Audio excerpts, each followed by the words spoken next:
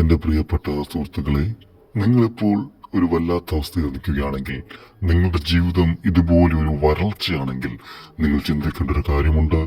എല്ലാം നഷ്ടപ്പെട്ടതിനെ പോലെ തരം കുറിച്ചിരിക്കാതെ എഴുന്നേറ്റ് ഒരിക്കൽ കൂടി വിശ്വാസത്തോടെ ശ്രമിച്ചു നോക്കുക. വിജയം നിന്റെ തൊട്ടടുത്തുണ്ട്. നേടിയെടുത്തിട്ടേ വിശ്രമിക്കാവൂ.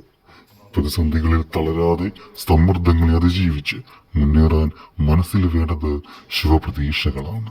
മറിച്ച് അശുഭചിന്തകൾ നിങ്ങളുടെ മനസ്സിനെ തളർത്തുകയും അസ്വസ്ഥത വളർത്തുകയും ചെയ്യും. അതിസങ്കീർണമായ നിമിഷങ്ങളെ പോലും ലളിതമായ ഒരു പുഞ്ചിരിയോടെ നേടാൻ നിങ്ങൾ കഴിയുന്നെങ്കിൽ നിങ്ങളൊരു അത്ഭുതമാണ്. അതെ, ഈ സമയവും കടന്നുപോകും.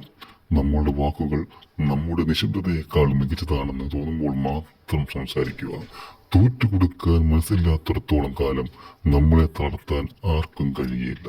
അതുകൊണ്ട് മറ്റുള്ളവരുടെ പ്രോത്സാഹനം കിട്ടാൻ കാത്തു നിൽക്കാതെ സ്വയം മുന്നോട്ട് നയിക്കുക. അഴിഞ്ഞു പോയതിനെ ഓർത്ത് സങ്കടം വേണ്ട, വരാനിരിക്കുന്നതിനെ പറ്റി ആശങ്കയും വേണ്ട.